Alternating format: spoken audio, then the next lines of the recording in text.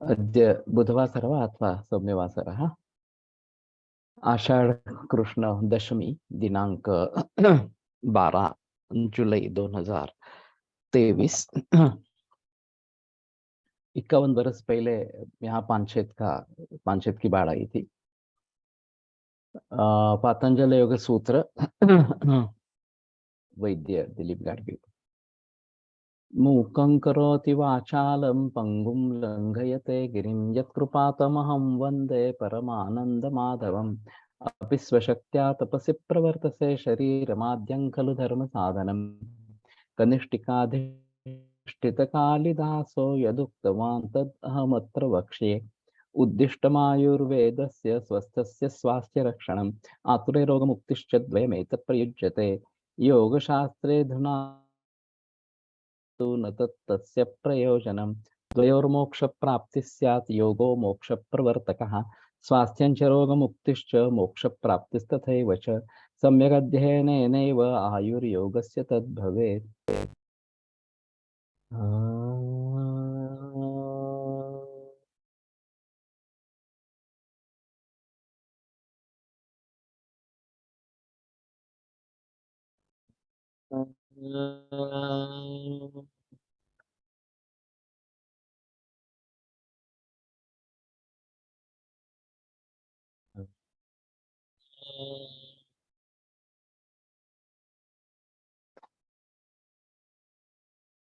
ओम शांति शांति शांति।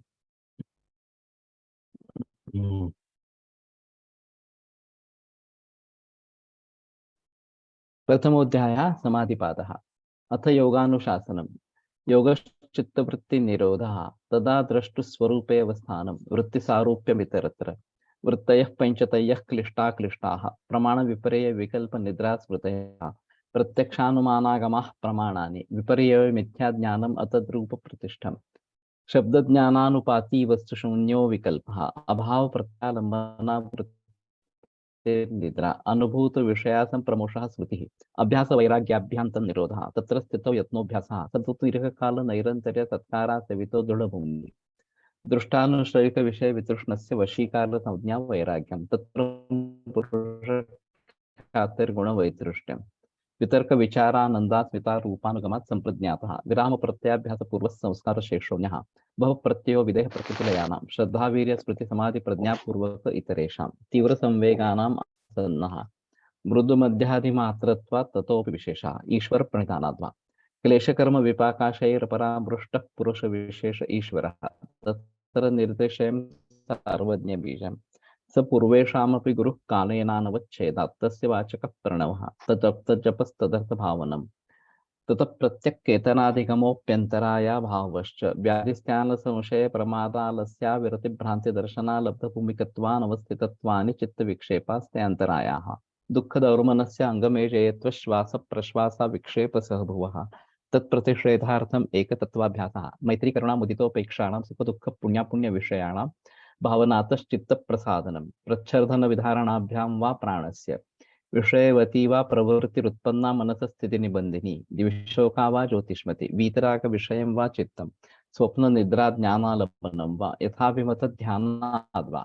परमाणुपरममहत्त्वान्तोऽस्य वशीकारः क्षीणवृत्तिरभिजातस्यैव मणिर्ग्रहीतृग्रहणग्राह्येषु तत्स्तदञ्जनता समापत्तिः। तत्र शब्दार्थज्ञानविकल्पैः सङ्कीर्णा सवितर्का समापत्तिः। स्मृतिपरिशुद्धौ स्वरूपशून्यैवार्थमात्र निर्भासा निर्वितर्का। एतयैव सविचारा निर्विचारा च सूक्ष्मविषया व्याख्याता। सूक्ष्मविषयत्वं चालिङ्गपर्यवसानं ता एव सबीजसमाधिः। निर्विचारवैशारद्याध्यात्मप्रसादः ऋतुम्भरा तत्र प्रज्ञा। श्रुतानुमानप्रज्ञाभ्याम् अन्यविषया विशेषार्थत्वात् तज्जसंस्कारोऽन्यसंस्कारप्रतिबन्धी। तस्यापि निरोधे सर्वनिरोधात् निर्बीजसमाधिः इति पतञ्जलिविरचिते योगसूत्रे प्रथमः समाधिपादः। द्वितीयोऽध्यायः साधनपादः। तपस्वाध्यायेश्वर प्रणिधानानि क्रियायोगः। समाधिभावनार्थः क्लेशतनूकरणार्थश्च। अविद्यास्मिता रागद्वेषाभिनिवेशाः क्लेशाः। अविद्याक्षेत्रमुत्तरेषां प्रसुप्ततनुविच्छिन्नोदराणाम्। अनित्याशुचि दुःखानात्मसु नित्यशुचि सुखात्मख्यातिरविद्या। दृग्दर्शन शक्ति और एकात्मते वास्मिता, सुखानुशयी रागः, दुःखानुशयी द्वेषः, स्वरसवाही विदुषोऽपि तथा रूढोऽभिनिवेशः, ते प्रतिप्रसव हेयाः सूक्ष्माः, ध्यान हेयास्तद्वृत्तयः, क्लेशमूलः कर्माशयो दृष्टादृष्टजन्म वेदनीयः, सतिमूले तद्विपाको जात्यायुर्भोगाः, तेह्लादपरितापफलाः पुण्यापुण्यहेतुत्वात्, परिणामतापसंस्कार दुःखैर्गुणवृत्तिविरोधाच्च दुःखमेव सर्वं विवेकिनः, हेयं दुःखम् अनागतं द्रष्टुदृश्यः संयोगो हेयहेतुः, प्रकाशकृति क्रियास्थितिशीलं भूतेन्द्रियात्मकं भोगापवर्गार्थं दृश्यम्, विशेषा विशेषलिङ्गमात्रा लिङ्गानि गुणपर्वाणि, द्रष्टा दृशिमात्रः शुद्धोऽपि प्रत्ययानुपश्यः, तदर्थ एव दृश्यस्य आत्मा, कृतार्थं प्रति नष्टमप्यनष्टं तदन्यसाधारणत्वात्, स्वस्वामी शक्त्यस्वरूपोपलब्धिहेतुः संयोगः, तस्य हेतुरविद्या, तदभावात् संयोगाभावो हानुं तदृशेः कैवल्यम्,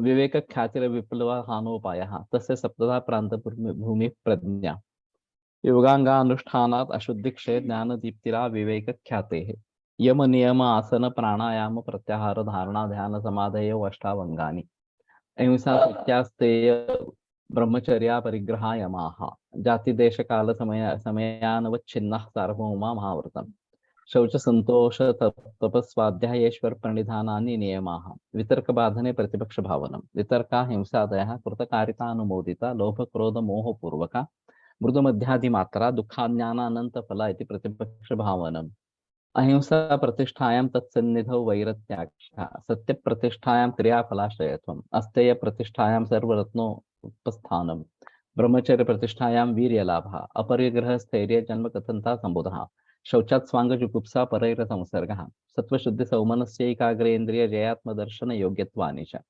संतोषाद अंतम सुखलाभः, कायेन्द्रिय सिद्धिरशुद्धि क्षयात् तपसः, स्वाध्यायात् इष्टदेवता संप्रयोगः, समाधि सिद्धिरीश्वर प्रणिधानात्, स्थिरसुखमासनं प्रत्नशैथिल्यानंत समापत्तिभ्यां, ततो द्वन्द्वानभिघातः, तस्मिन् सति श्वास प्रश्वासैर्गतिविच्छेदः प्राणायामः, बाह्याभ्यन्तरस्तंभवृत्तिर्देशकाल संख्याभिः परिदृष्टो दीर्घसूक्ष्मः, बाह्याभ्यंतर विषयाक्षेपी चतुर्था, ततः क्षीयते प्रकाशावरण, धारणासु च योग्यता मनसा, स्वविषया संप्रयोगे वृत्तिचित्त स्वरूपानुकार इवेन्द्रियाणां प्रत्याहारः, ततः परमावश्यते इन्द्रियाणाम् इति पतंजलि विरचिते योग सूत्रे द्वितीय साधन पादः।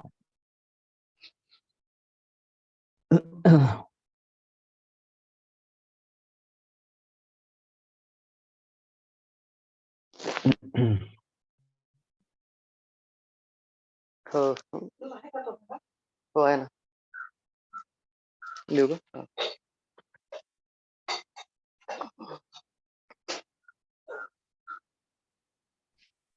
येतो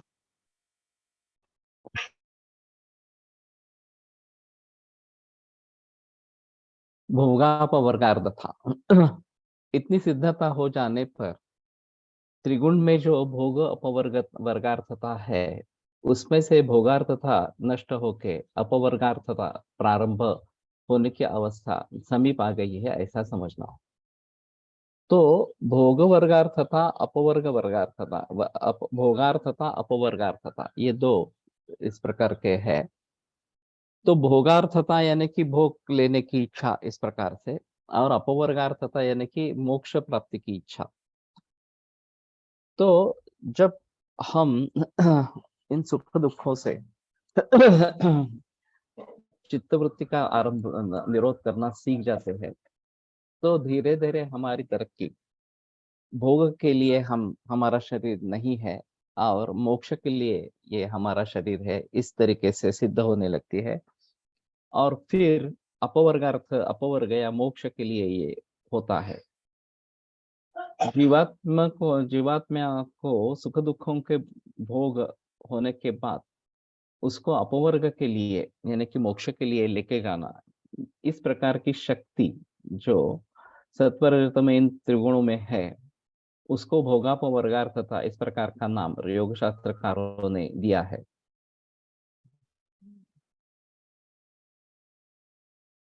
इंद्रियजन्य अथवा मनोमय दुख दुखों के भोग होना, यह त्रिगुणों की भोगार्थता है। इंद्रियजन्य अथवा मनोमय सुख कितने भी प्राप्त हुई तो भी चिरकालिक शांति चित्त को नहीं मिलती है। और ये दुःख कितनी भी बार हम दूर करने की कोशिश करेंगे, तो भी उनकी आत्यंतिक निवृत्ति नहीं होती है। इस प्रकार का अनुभव अनेक जन्मों में आने के बाद हमसे कुछ भूल तो नहीं हो रही, इस प्रकार की आशंका मन में आने लगती है। तो ये जनन-मरण इस प्रकार की श्रृंखला में लोग अटक जाते हैं और फिर मानव जन्म में ये सोचने की सुविधा रहती है कि मेरी कुछ भूल तो हो नहीं रही इस प्रकार से। सुख यानी कि क्या और वो बाह्य विषय निष्ठ है या नहीं, इस विचार की तरफ फिर मन आकृष्ट होने लगता है और ये विचार बार-बार जब मन में आता है, तो उसके ऊपर मनन होता है और अंत में मन का निश्चय इस प्रकार का होने लगता है कि सर्व बाह्य भोग ये केवल दुःख रूप ही है, इस प्रकार से। उनमें से हमें सुख मिलता है उनसे, यो केवल सुखाभास है और वो आभास चित्त अंतर्मुख होने के ज़रिए होते हैं, इसलिए होता रहता है। बाह्य विषयों के निमित्त से चित्त की बहिर्मुखता जो होती है, वो नष्ट होकर क्षणमात्र मन अंतर्मुख हो जाता है और वो सुखाभास जब होता है, तो चित्त आत्माकार होने के ज़रिए होता रहता है। तो आत्मस्थ मनसि स्थिरे कि बाह्य इंद्रिय और उनके विषय, इससे मन अलिप्त इस प्रकार के होके या उससे दूर होके आत्मा में अगर लीन हो जाता है, तो आत्मा की अनुभूति होती रहती है और दिनेश अगर कुछ पूछना है तो लिख लो, टाइप करो।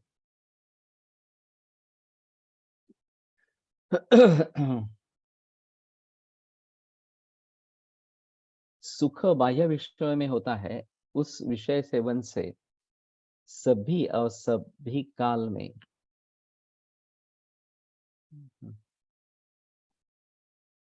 सभी एक जैसा सुख मिलना चाहिए था।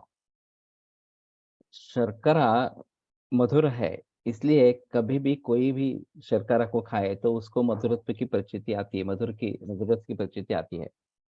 उस प्रकार विषय में अगर आनंद होता है, तो सभी को सभी काल में उसी प्रकार से उसकी प्रतीति होनी चाहिए, लेकिन ऐसा होता नहीं है।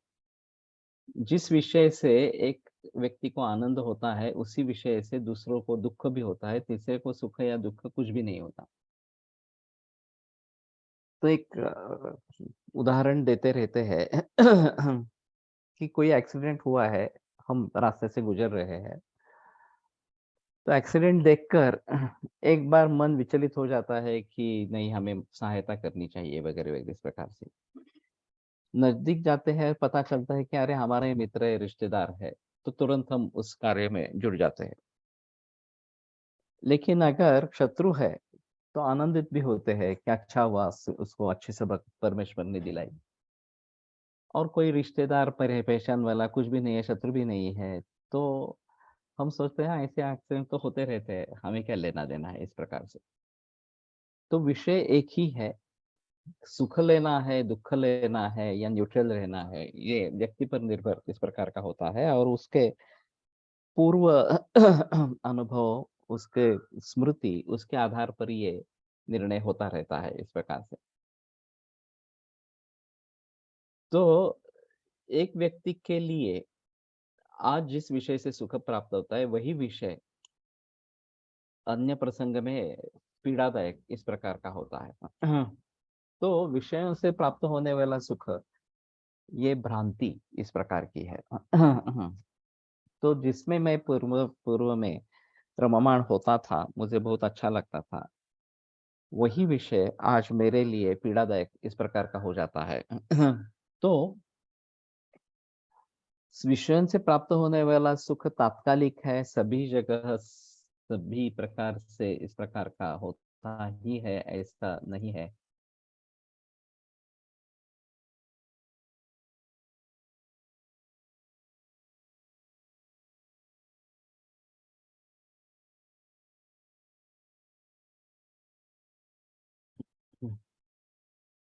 ये बीच-बीच में साइन आउट कैसे हो जाता है पता नहीं लग रहा।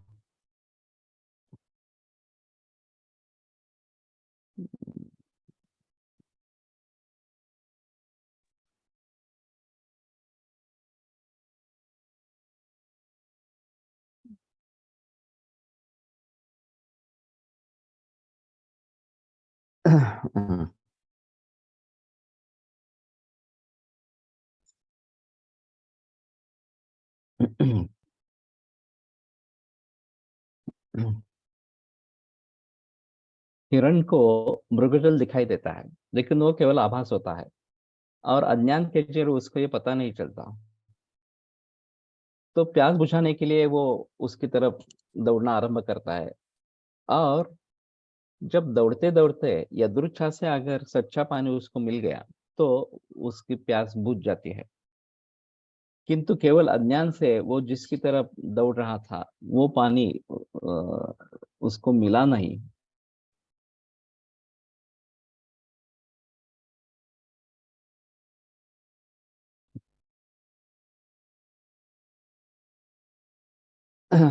और इस प्रकार की भ्रांति उसको होती रहती है, तो मृगजल पुनः दिखने पर वो तृष्णा शमनार्थ तो ये कॉमन उदाहरण इस प्रकार का है, खास करके रेती वाले क्षेत्र में इस प्रकार के मृगजल दिखाई देते हैं। पानी है ऐसा भास होता है, लेकिन वास्तव में पानी होता नहीं है। इस प्रकार से आगे आगे बढ़ते रहेंगे तो फिर पता चलता नहीं, और आगे है और आगे है और आगे है, और पानी मिलता ही नहीं है। तो इसी प्रकार से विषयों के पीछे हम दौड़ते रहेंगे, तो इसमें सुख है, इसमें सुख है, इसमें सुख है, ऐसा करके फिर अंतिमतः इस नतीजे पे आते हैं कि ये सुख है ही नहीं, ये तो केवल सुख की भ्रांति इस प्रकार की है। मानव के सुख दुखों का प्रकार इसी प्रकार का है। शब्द स्पर्शादि विषय जिन मूल घटकों से, यानी कि तन्मात्राओं से उत्पन्न हुए हैं, उन और उन्हीं से उस विषय का ग्रहण करने की इंद्रिय जो है वो निर्माण हुई है। और इसलिए इंद्रियों का अपने अपने विषयों से जब संबंध हो जाता है, तो जितना साम्य वहां पे रहता है विषयों का उन घटकों से, उतने प्रमाण में अनुकूल संवेदना होती है, और जहां असात्म्य है वहां प्रतिकूल संवेदना होती है। तो असात्म्य इंद्रियार्थ संयोग और सात्म्य इंद्रियार्थ संयोग, ये जो आयुर्वेद में बात कही गई कि अनुकूल इस प्रकार का है तो सात्म्य इंद्रियार्थ संयोग है, अगर प्रतिकूल इस प्रकार की स्थिति है, हीन मिथ्याति योग इस प्रकार के है, तो उससे दुख निर्माण होता है।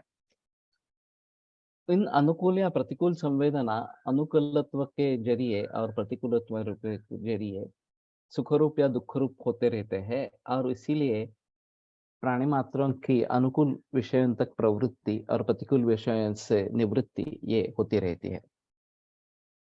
और ये प्रकार व्यक्ति और समाज इसके रक्षण, पोषण, संवर्धन इस प्रकार इसके लिए निसर्ग की प्रेरणा से ही होता रहता है। तो आहार निद्रा भय मैथुन सामान्य एतत् पशुभिर्नराणाम, नीति शतक का श्लोक है कि आहार निद्रा भय और मैथुन ये पशु और मानव में एक समान जैसा ही इस प्रकार का है। तो मानव में विशेष है, उसकी बुद्धि है, उसका ज्ञान है, और फिर उसके प्रयास है मुक्ति के लिए, ये मानव में विशेषता इस प्रकार की है। ये प्रकार मनुष्य भोग योनि में सहजतया निसर्ग नियम के अनुसार होता रहता है। हम काफी वाइल्ड एनिमल वगैरह, वाइल्ड लाइफ वगैरह जो देखते हैं उसमें यही बात दिखाई जाती है कि भूख लगना ये उनकी स्वाभाविक प्रवृत्ति इस प्रकार की है, और फिर उस क्षुधा शांति के लिए दूसरे किसी प्राणी को मारना, उसका मांस भक्षण करना या वनस्पति खाना वगैरह वगैरह, ये बात होती रहती है। तो ये स्वाभाविक संवेदना है कि भूख लगी है, खाना मिल गया तो अनुकूल संवेदना निर्माण होती है कि मेरी क्षुधा शांत हो गई है। अगर नहीं मिला खाना तो दुख की संवेदना जन्म लेती है। इस प्रकार से जीव का जब विकास होते हुए वो मनुष्य योनि में प्रवेश करता है, तो उसमें आचार और विचार इनका स्वातंत्र्य उसको प्राप्त होता है, और वो व्यक्ति और समाज इनके रक्षण, पोषण, संवर्धन इतने पर ही न रुकते हुए किंबहुना उसकी तरफ दुर्लक्ष्य करके भी इंद्रियजन्य सुख ज्यादा मिले, और इसलिए उस विषयों की तरफ पुनः पुनः प्रवृत्त होता है। तो अभी विज्ञान का जो भी उपयोग किया गया है वो हमारे दुख दूर करने और सुख प्राप्त करने के लिए किया गया है। पुराने जमाने में केवल चलना इतना ही होता था, दूसरा कोई चारा नहीं था। फिर ये उपकरण विभिन्न इस प्रकार के आए, घोड़ा गाड़ी, बैलगाड़ी वगैरह इस प्रकार से। फिर आगे चलकर ये यांत्रिक साधन आ गए, साइकिल है, स्कूटर है, कार है, विमान है वगैरह वगैरह। तो जितने जितने आदमी ने सोच की, मानव ने सोच की, तो और इस प्रकार के सुख के साधन उसने ढूंढ के व्यवहार में लाए इस प्रकार से।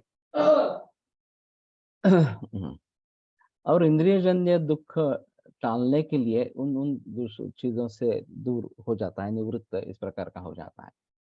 विषयों की तरफ प्रवृत्ति या उनसे निवृत्ति, इनको इस तरीके से अनैसर्गिक स्वरूप प्राप्त हो जाता है। तो ये मानव जाति में ही ये इस प्रकार का सिलसिला है। पशु पक्षियों में इस प्रकार के साधनों का निर्माण करना वगैरह इस प्रकार की बात नहीं है। जो नैसर्गिक साधन है उन्हीं को आगे लेकर बढ़ना है इस प्रकार से। वो उस प्रवृत्ति या निवृत्ति से पिंड अथवा पिंड समूह का रक्षण, पोषण, संवर्धन नैसर्गिक रीत्या न होते हुए इन प्रवृत्ति निवृत्ति का विरोध निसर्ग से होने लगता है। अभी ये सब जो बताते हैं पर्यावरण के बारे में कि हम पर्यावरण का नाश कर रहे हैं इस प्रकार से, और जो भौतिक साधन हम सुख के निर्माण कर रहे हैं इससे पर्यावरण की हानि हो रही है, और पर्यावरण ही नहीं टिकेगा तो हम कैसे टिकेंगे। तो ये अनैसर्गिक इस प्रकार की परिस्थिति है। जब इनका निसर्ग विरोध होता है या निसर्ग नियम के तरफ दुर्लक्ष हो जाता है या उनसे विरोधी इस प्रकार का बर्ताव होता है, तो निसर्ग से शासन प्राप्त होना, सजा प्राप्त होना, ये निसर्ग का ही नियम है।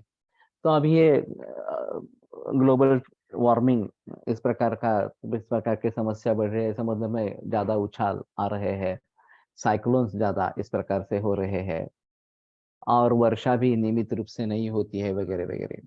तो ये सभी जो बातें हैं वो निसर्ग के नियम के अनुसार, क्योंकि हम निसर्ग से दूर जा रहे हैं और इसके सभी के ये नतीजे हैं। तो निसर्ग के अतिरिक्त प्रवृत्ति निवृत्ति के जरिए मनुष्य को परिणामी दुख ही भोगना पड़ता है। लेकिन अविद्या दोष के जरिए ये मनुष्य के ध्यान में नहीं आता। वो पुनः इंद्रिय जन सुख की तरफ दौड़ता रहता है, और इंद्रिय संयम परिणामी हितकारक यद्यपि होता है तो भी शुरू में उसके बारे में थोड़ा दुख झेलना पड़ता है। और वो दुख रूप से आभास से संयम से निवृत्त हो जाता है। क्या रे, इसमें दुख है तो मुझे संयम नहीं करना है, मुझे सुख की अनुभूति ही लेनी है, इस प्रकार की उसकी वृत्ति बन जाती है। इस प्रकार अनेक जन्म ये चलता रहता है और मानवीय विचार शक्ति सुसंस्कृत होती जाती है, और मनुष्य के कार्य कारण भाव के संबंध में एक जो ज्ञान है वो सृष्टि नियमों से ज्यादा मिलने जुलने वाला इस प्रकार का होने लगता है। ये अभी भी नई बात हो रही। हम फिर भी अभी दूसरे प्रकार के जो ऊपरी ऊपरी इस प्रकार का कार्य कारण भाव है, अभी मुझे ये चाहिए इसके लिए ये करना है, तो शायद उसके गंभीर दुष्परिणाम बाद में होंगे, उसकी तरफ मेरा ध्यान नहीं है। प्लास्टिक का प्रचलन वगैरह सभी इसी प्रकार से आ गया कि तात्कालिक लाभ है तो उसके जरिए उसका प्रचलन शुरू हो गया, और उसके दीर्घकालीन जो दुष्परिणाम है उनके बारे में कुछ सोचा ही नहीं गया, उनके बारे में कुछ विचार प्रक्रिया ही नहीं रही इस प्रकार से। इन अवस्थाओं में इंद्रियजन्य सुख दुख ये गौण हो जाते हैं और मनोमय सुख दुख प्रधान हो जाते हैं। तो आत्मस्थ मनस स्थिरे हमें आनंद की अनुभूति होती है, तो ये मनोमय सुख दुख जो है वो प्रधान इस प्रकार का हो जाता है। इस प्रकार कुछ काल जाने व्यतीत होने पर मनोमय सुख की प्राप्ति के लिए सुख इंद्रिय सुख का त्याग और मनोमय दुख के निवृत्ति के लिए इंद्रिय दुखों का स्वीकार सहजता से करने की पात्रता मनुष्य में आ जाती है। तो इंद्रिय दुखों का स्वीकार, तो मनोमय सुख के प्राप्ति के लिए इंद्रिय सुखों का त्याग ये तो हो जाता है, मनोमय दुखों के निवृत्ति के लिए इंद्रिय दुखों का स्वीकार।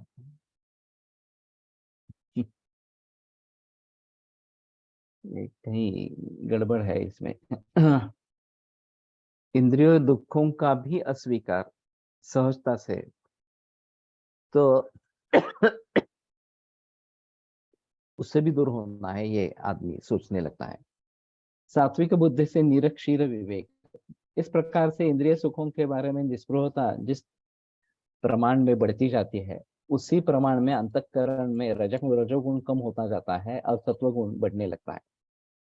तो उसके जरिए उसकी बुद्धि अधिकाधिक सात्विक होने लगती है। सात्विक बुद्धि के लिए प्रवृत्ति निवृत्ति कार्य अकार्य भय अभय पाप पुण्य धर्म अधर्म सुख दुख बंध मोक्ष इत्यादियों का यथार्थ ज्ञान होने लगता है। तो सत्व लघु प्रकाशकम, इस प्रकार की सत्व की स्थिति है तो ज्ञान की प्रक्रिया सुधर जाती है और इन सभी के बारे में जो जो द्वंद्व है, प्रवृत्ति निवृत्ति कार्य अकार्य भय अभय पाप पुण्य धर्म अधर्म सुख दुख बंध मोक्ष, इन सभी के बारे में जानकारी होने लगती है, ज्ञान होने लगता है।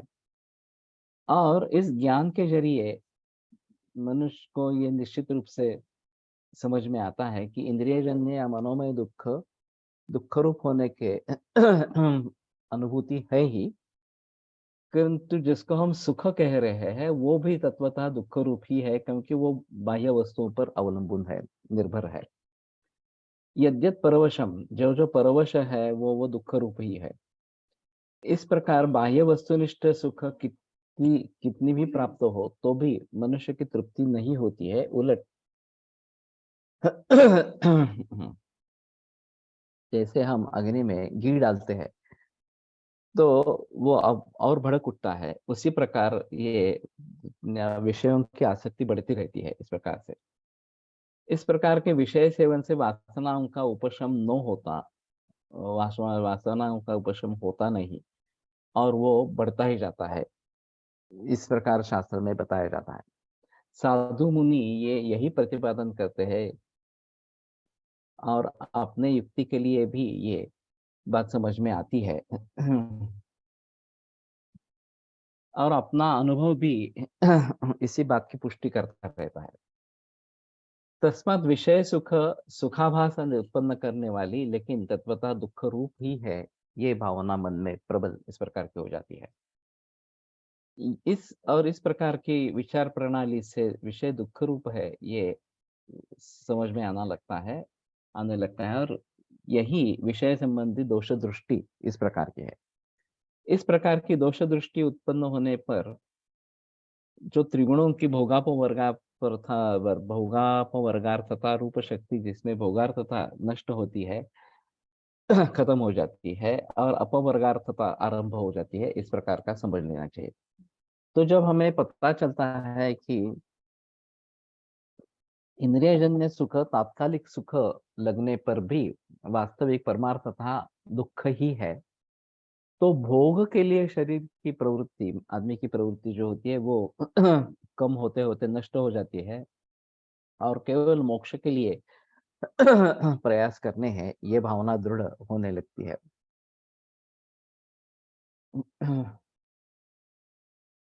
यहाँ तक जीव का प्रवास बहिर्मुख यानी भोगरूप संस्कार की तरफ था। अब अंतर्मुख होकर सांसारिक भोगों का धीरे धीरे त्याग करते हुए अपवर्ग यानी कि मोक्ष की तरफ प्रवास शुरू हो जाता है। विषय के संबंध में दोष दृष्टि उत्पन्न होते ही विषय त्याग नहीं होता, क्योंकि ये दोष दृष्टि विषय त्याग बनवाने के लिए इतनी दृढ़ समर्थ हो, इतनी दृढ़ नहीं होती है। तो ये बात धीरे धीरे ही होती रहती है। शुरू में इंद्रियों का उपभोग हम लेना कम करेंगे, धीरे धीरे उसमें से छूटने की कोशिश करेंगे और फिर इंद्रियार्थों से दूर होना, ये बात हो सकती है इस प्रकार से।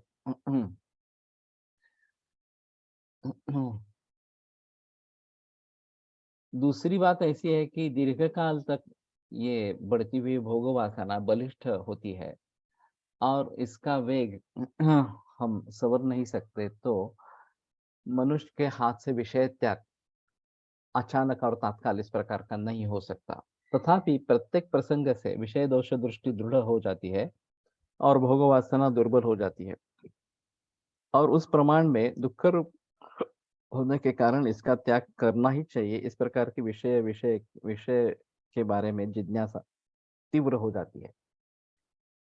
ये जिज्ञासा वृत्ति है, क्या है सर का sign out sign out. Okay. तीव्र जब होने लगती है और भोग वृत्ति और त्याग वृत्ति, इनका झगड़ा मनोभूमि पर शुरू हो जाता है। तो ये करना है नहीं करना है, इस प्रकार से।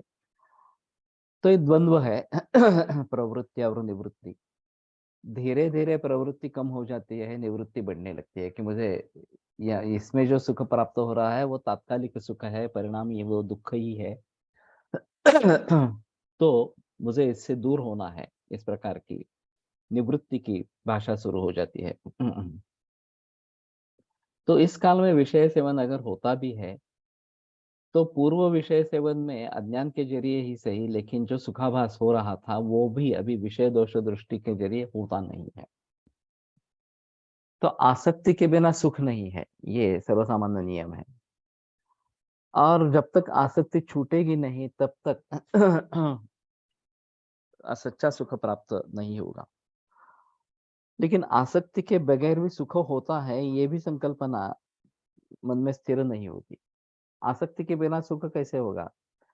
अगर मेरी इन्वॉल्वमेंट है तो ही मुझे सुख होगा, मेरी इन्वॉल्वमेंट ही नहीं है तो मुझे सुख कैसे होगा? तो धीरे धीरे इसके बारे में सोचते सोचते उसकी जो सुख की अनुभूति है वो कम होती जाती है और फिर उसकी तरफ निवृत्ति, इस प्रकार की उसके बारे में निवृत्ति होने लगती है। अध्यात्म सुख फिर भी अभी बहुत दूर है।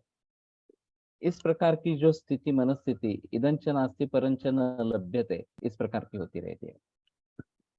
तो विषयों से प्राप्त होने वाला सुख, उसकी अनुभूति नहीं आ रही और जो सच्चा सुख है उसकी भी अनुभूति नहीं आ रही। तो ये भी नहीं और वो भी नहीं, इस प्रकार की स्थिति बीच में प्राप्त होती है। तो ये वैराग्य की पहली पायरी, इस प्रकार के पहला कदम है वैराग्य की तरफ, यतमान संज्ञ का वैराग्य। इस समय में मनुष्य को शास्त्र वचन पर श्रद्धा, यही एक आधार होता है। ये भोग और त्याग, इसके पीछे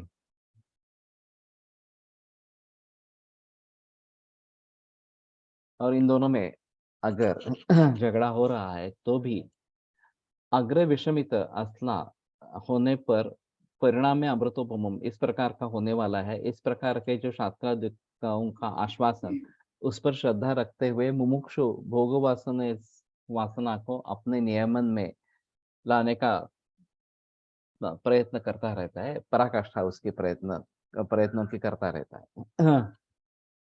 तो ये भी नहीं है और वो भी नहीं, ये अवस्था खतरनाक है कि हम क्या कर रहे हैं, इस प्रकार से मन में संदेह इस प्रकार का निर्माण होता है।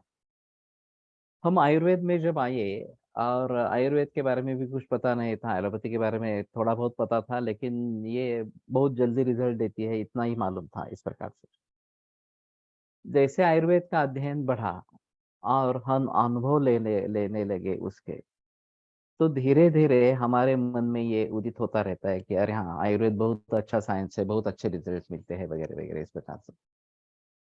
लेकिन जब भी कभी नौबत आती है कि हम आयुर्वेद कर रहे हैं लेकिन रिजल्ट्स नहीं मिल रहे हैं और फिर हमें मरीज को एलोपैथी में भेजना पड़ रहा है इस प्रकार से, तो दुख होता है। लेकिन धीरे धीरे ये बातें कम होने लगती है, हमारा आयुर्वेद के ऊपर विश्वास दृढ़ हो जाता है और फिर हम एलोपैथी से दूर हो जाते हैं। अगर तात्कालिक किसी मरीज को एलोपैथी के ओपिनियन के लिए भेजना भी पड़ा, तो भी हमें मालूम होता है इससे ज़्यादा कुछ होने वाला नहीं है। केवल सिम्प्टोमेटिक रिलीफ या फिक्सेशन ऑफ द प्रॉब्लम कुछ हद तक मिलेगा और वो हमारे लिए एक अवसर प्राप्त होगा कि आगे क्या करेंगे। मैं कुछ मरीजों को ऑपरेशन की सलाह देता हूँ, ब्रेस्ट कैंसर है, प्राइमरी है, कहीं पे स्प्रेड नहीं है और बड़ा है। तो मैं कहता हूँ कि बेटर ऑपरेट और फिर बाद में हमारे ट्रीटमेंट शुरू करेंगे। ट्रीटमेंट शुरू से भी शुरू कर सकते हैं और ऑपरेशन के बाद केमो रेडिएशन कुछ नहीं करने का, सिर्फ हमारी ट्रीटमेंट देनी है इस प्रकार से। तो ये भी नहीं, वो भी नहीं, इस प्रकार की जो अवस्था है वो ज़्यादा खतरनाक है इस प्रकार से। लेकिन इस अवस्था में हमें हमारे शास्त्र के ऊपर दृढ़ निष्ठा, दृढ़ श्रद्धा होनी चाहिए कि हम प्रयास करते रहेंगे, कोशिश करते रहेंगे तो हमारे सामने कुछ ना कुछ ऑप्शंस आएँगे और हम आयुर्वेद को ही लेकर आगे बढ़ सकेंगे। लेकिन जब तक इस प्रकार की नौबत नहीं आती कि हमने जो भी कुछ करना चाहिए था वो कर दिया है, फिर भी अपेक्षित जो परिणाम मिलने चाहिए वो नहीं मिल रहे हैं, तो फिर हमें शंका होने लगती है कि हम ठीक मार्ग पर चल रहे हैं या नहीं चल रहे हैं इस प्रकार से। तो ऐसा नहीं सोचना है, प्रयास करते रहने चाहिए। तो इसी प्रकार से अ, विषयों के द्वारा प्राप्त होने वाला सुख तात्कालिक सुख यद्यपि है, तथापि वो विषय ही है और जो अपने ऊपर अपने निर्भर सुख है, वो ही सच्चा सुख है। वास्तव में ये सुख दुख की अनुभूति भी आगे चली जाती है इस प्रकार से। तो उन शास्त्र वचनों पर विश्वास रखते हुए मुमुक्षु जो है, वो अपने भोग वासना को नियंत्रित करता रहता है और इन प्रयत्नों के जरिए उसकी भोग विषय की जो आसक्ति है वो कम हो जाती है, कम-कम होती जाती है और ये आसक्ति कम होना यानी कि चित्त में विषय संबंधी जो राग है, ये क्लेश कम होता है और वैराग्य का उदय होता है। हाँ, तो इच्छा और द्वेष ये दोनों राग के ही परिणाम है। ये पीछे बात उन्होंने बताई थी कि मुझे ये चाहिए और ये नहीं चाहिए। इन दोनों में इच्छा ही है, राग ही है। तो ये जो चित्त का क्लेश है, राग इस प्रकार का वो कम होता जाता है और वैराग्य का उदय हो जाता है, होने लगता है। चित्तवृत्ति के निरोध में साधन यानी इसके लिए इसके जरिए जो वैराग्य अपेक्षित है, उसका उदय होना और प्रकृत सूत्र में वशीकार संज्ञक वैराग्य उस वैराग्य की पक्वावस्था है। एक बार वैराग्य का उदय हो जाता है तो मुमुक्षु के हाथ से विषय वासना जीतने के लिए बढ़ता हुआ इस प्रकार का प्रयत्न अविरत रीति से किया जाता है। तो कोई भी बाधा के बिना कोई भी समय छोड़ते नहीं हुए वो विषयों को विषय वासना को जीतने के लिए प्रयत्न करता रहता है। इस प्रकार की अवस्था को यतमान संज्ञक वैराग्य इस प्रकार का बताया गया है। विवेक तारतम्य से वैराग्य के 4 अवस्थाएं होती है और ये पहली यतमान वैराग्य ये पहली अवस्था इस प्रकार की है। इस अवस्था में यदि विषय सेवन होता है तो भी वो विषय दोष दृष्टि से युक्त होता है और जैसे पूर्व में काल में ये विषय सुखप्रद होते थे, इस प्रकार की भ्रांति उसमें नहीं होती। वो स्वेच्छा से नहीं होता है, भोग वासना दार्ढ्य के जरिए अनिच्छन्न भी होता रहता है। तो उसकी इच्छा नहीं होती, फिर भी उसको भोग मिलते रहते हैं और फिर भी उसकी आसक्ति उसमें नहीं रहती और ये दुःख रूप ही है, ये भावना उसमें मन में प्रबल इस प्रकार की होती रहती है। तो इस प्रकार के भोग प्रसंग से विषय उपभोग ये जो सुखाभास है, सुख का आभास है, वो नहीं बढ़ता है और विषय दोष दृष्टि के जरिए भोग लालसा कम कम होती जाती है। तो इसमें दोष है ये अच्छा नहीं है। ये भावना जब बढ़ने लगती है तो संयम बढ़ने लगता है, संयम आसान हो जाता है और संयम के संस्कार बढ़ते बढ़ते संयम शक्ति बलवत्तर हो जाती है। तो विषयों के बारे में आसक्ति होना ये सर्वसामान्य है, जो पशु पक्षियों में और हमारे में कॉमन है। हमें उससे ज्ञान होता है कि ये तात्कालिक है और अंतिमतः दुःख ही है। तो धीरे-धीरे जिस प्रकार का सुख पहले उन भावना भोग से होता था, वो अभी नहीं होता है, ये बात होने लगती है। और फिर उससे निवृत्ति बढ़ने लगती है इस प्रकार से, और उसके नियमन के लिए संयम शक्ति भी बढ़ती रहती है इस प्रकार से। और फिर विषय त्याग। जिस प्रमाण में संयम शक्ति बढ़ती है, उस प्रकार विषय त्याग होता है और शांति लाभ होने लगता है। तो वैराग्य की दूसरी पायरी या दूसरा कदम व्यतिरेक संज्ञक वैराग्य। आपदां कथितः पंथाः इंद्रियाणाम् असंयमः तज्जयः संपदां मार्गः। तो इंद्रियाणाम असंयमः, इंद्रियों के बारे में संयम न होना, ये आपदां पंथाः कथितः, उसको आपद का मार्ग बताया गया है। तो दुःख का मार्ग इस प्रकार का बताया गया है। तज्जयः संपदां मार्गः, और उनका जय ये संपत्ति का मार्ग है, संपन्न होने का इस प्रकार का मार्ग है। तो इंद्रियों का असंयम यही सर्व आपत्तियों का कारण है, और उनका संयम यही सुख का सच्चा मार्ग इस प्रकार का है। ये साधक को स्वानुभव से प्रतीत होने लगता है, उसका उसमें विश्वास बढ़ने लगता है। और इसके आगे संयम क्लेशदायक और कष्टदायक न होता हुआ आनंददायक होता है और स्वाभाविकता से होने लगता है। तो शुरू में इसके लिए पीड़ा होती है कि अरे मुझे ये बहुत पसंद है लेकिन खाना नहीं है, मुझे ये बात बहुत पसंद है लेकिन करनी नहीं है, इस प्रकार से। और आगे जैसे हम बढ़ेंगे तो इसमें कष्ट नहीं, इसमें आनंद है कि मैं संयम कर रहा हूँ और फिर भी मुझे संयम से मैं अपने विषयोपभोगों से दूर हूँ, फिर भी मुझे आनंद हो रहा है, ये बात सामने आने लगती है। तो जिसके बारे में मुझे पहले क्लेश होते थे, पीड़ा होती थी, वो पीड़ा अब नहीं होती, बल्कि आनंद होता है नियम पालन करने से भी इस प्रकार से। फिर मुमुक्ष आत्मनिरीक्षण करने लगता है और किन वासनाओं का अपने जरिए पूर्ण वो जीती गई है और कौन सी वासनाएं जीती नहीं गई है, ये सोचने लगता है अ, अपने ही मन में इस प्रकार से। कोई आदमी अगर किसी पर्वत पर आरोहण कर रहा है, तो हम कितने ऊपर आ गए हैं, अब कितना आगे जाना है, ये जैसे देखते रहते हैं और उसके जरिए पीछे मुड़ के देखता है, और फिर आगे का मार्ग कितना है ये ध्यान में रखकर फिर बड़े प्रयत्न से फिर से पर्वतारोहण करने लगता है, ईर्ष्या से करने लगता है।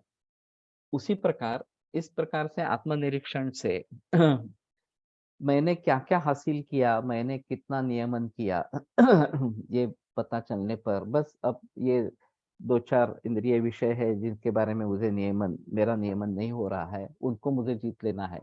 इतनी ही बात बाकी है। जैसे पर्वतारोहण आरोहण में यहाँ तक चले आए हैं, 3/4 भाग तो मैंने कवर कर लिया, केवल 1/4 रहा है। तो आसानी से वो भी पार कर लेंगे। इस प्रकार से वो आदमी सोचता है, उसी प्रकार से ये आदमी मैंने इतने सारी इंद्रियों के बारे में कंट्रोल प्राप्त किया है, उसका नियमन किया है। अब और ये 2-4 विषय है, इन इंद्रियों के विषय है, उसके बारे में मुझे ये अवस्था प्राप्त करनी है, ये उसको ज्ञान होता रहता है। चित्त में वासना होना, ये चित्त का अन्वय है, और जिस चित्त में वो नहीं नष्ट हो गई हो, दूर हो गई हो, ये उनका व्यतिरेक है। तो चित्त में इस प्रकार की वासनाएं उत्पन्न होते रहना, ये उसका चित्त में अन्वय होता है, और वो दूर हो जाना ये व्यतिरेक है। चित्त में से ये वासना अब पूर्णत्व से निकल गई है और उसका चित्त से व्यतिरेक हो गया है, ये आत्मनिरीक्षण से मुमुक्षु को समझ में आता है। और कौन कौन सी वासनाएं मुझे जीतनी है, उन वासनाओं का व्यतिरेक होना चाहिए, ये उसको स्पष्ट ज्ञान इस प्रकार का हो जाता है। आत्मनिरीक्षण के जरिए उत्पन्न होने वाले वैराग्य की इस अवस्था को व्यतिरेक संबंधक वैराग्य इस प्रकार से योग में कहा गया है। ये वैराग्य की दूसरी अवस्था है। तो यतमान ये पहली अवस्था और ये व्यतिरेक इस प्रकार की दूसरी अवस्था इस प्रकार से बताते हैं।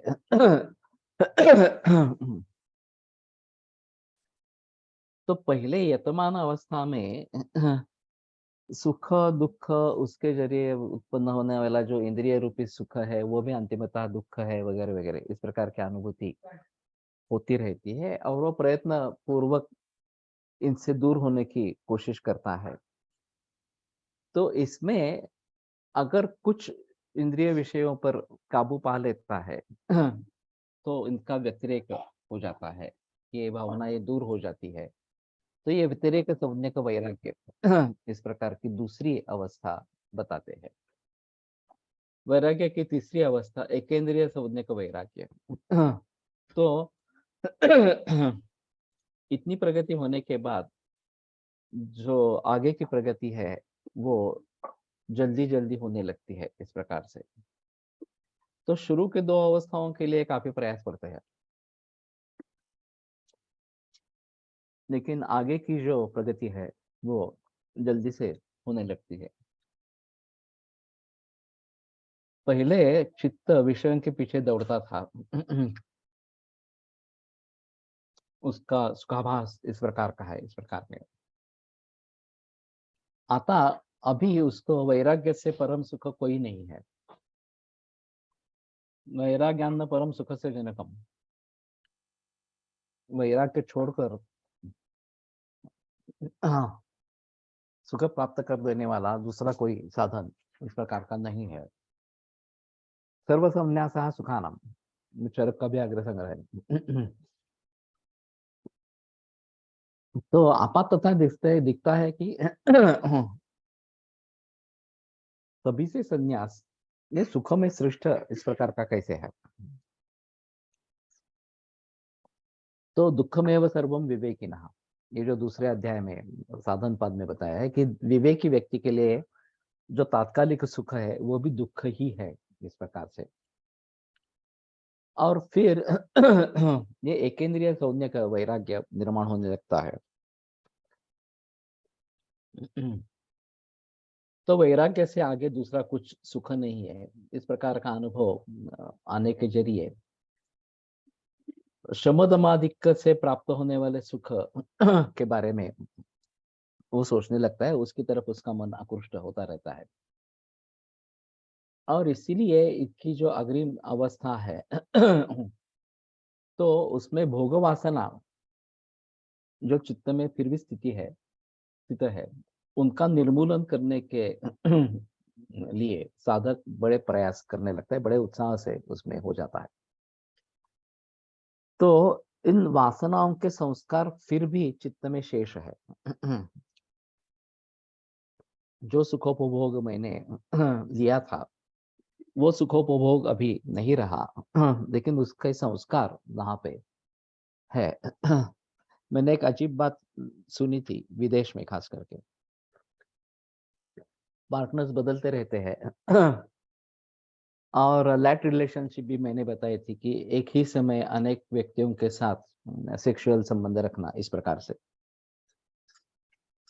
और एक मेरा जर्मन छात्र था, उसने बताया कि सबसे बड़ी समस्या विदेशों में है वो इसका समाधान प्राप्त न होना, सेक्सुअल इंटरकोर्स का समाधान प्राप्त न होना। और उसका कारण है कि एक समागम कर रहे हैं तो पीछे वाले जो समागम हुए हैं उनकी स्मृति जागृत होती रहती है और वो समागम ज्यादा अच्छा था, इसमें मुझे सुख नहीं मिल रहा है, इस प्रकार की अनुभूति हो रही थी। तो ये काफी गंभीर इस प्रकार की स्थिति है। गृहस्थाश्रम में प्रवेश करके एक ही व्यक्ति के साथ समागम करते रहना पूरे जन्म तक इस प्रकार से और पूरी उससे समाधान प्राप्त होते रहना, ये भारतीय संस्कृति इस प्रकार की है। और एक ही व्यक्ति होने पर भी समाधान होते रहता है। यहाँ विदेशों में व्यक्ति बदलती रहती है तो भी समाधान नहीं होता है। और लोग ऐसा समझते हैं कि कोई अलग हो इस प्रकार से तो समाधान मिलेगा, और समाधान नहीं होता है, इस प्रकार की बात होती है। अपने अंतर्बाह्य परिस्थिति वैराग्य लेके पोषक और प्रबल इस बहुगुणावस्थाओं को निर्बल करने वाली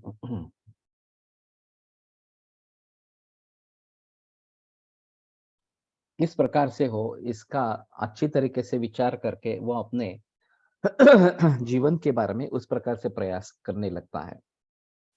अपना आहार सात्विक रखता है, निद्रा पर नियंत्रण करता रहता है, दुर्जनों का सहवास टालता रहता है, सर्व शरीर व्यापार में युक्तता रखता है, सदग्रंथों का परिशीलन करता है, और उदर भरण के लिए जो प्रपंच व्यवसाय या देह रक्षण के लिए आवश्यक भोजनादि व्यवहार, इनके लिए अवश्य जितना समय चाहिए उतना ही खर्च करता है, और बाकी सब काल योगाभ्यास में और तदनुकूल श्रवण मनन आदि का इसमें बिताने लगता है। तो एक बार यह बात निश्चित होगी कि मुझे इसी दिशा में आगे बढ़ना है, तो ये बातें होने लगती है, ये इसमें अहम है। ठीक है, रुकते हैं और जाप की तरफ मुड़ते हैं।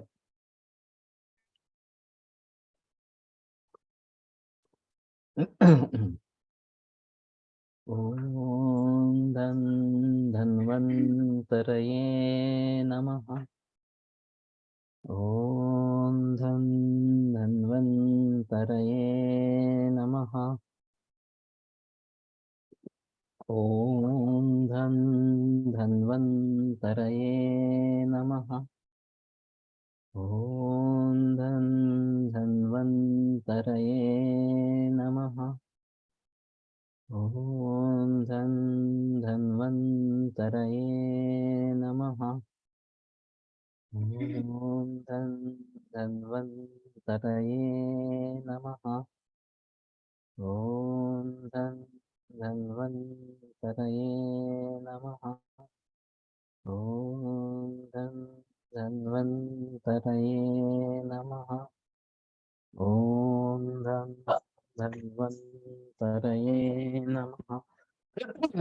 ओम धन्वन्तरये नमः।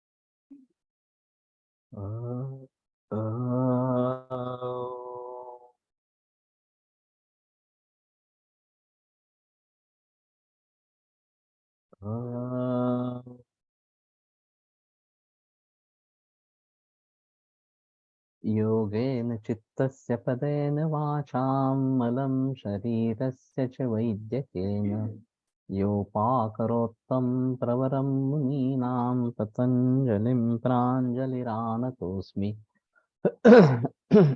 विरम्यते व्याख्यानव्यापारात्। श्वः पुनरपि मिलिष्यामः।